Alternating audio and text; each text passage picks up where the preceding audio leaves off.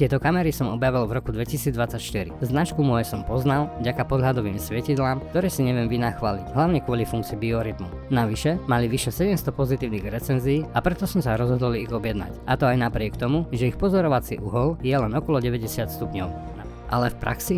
Pomerne časté výpadky kamery, kedy kamera bola v režime offline. V takom prípade nepomôže ani softwarový reštart kamery na diaľku, pretože je nedostupný. A jej funkcie s rozpoznaním človeka som musel vypnúť, pretože stačilo, ak ste mali na stoličke alebo vešiaku prehodené oblečenie a kamera to hlásila ako alarm, alebo sa fixovala na tento bod a ignorovala, že sa niekto pohybuje v okolí. Pre falošné poplachy teda nie je vhodná na prepojenie s alarmom.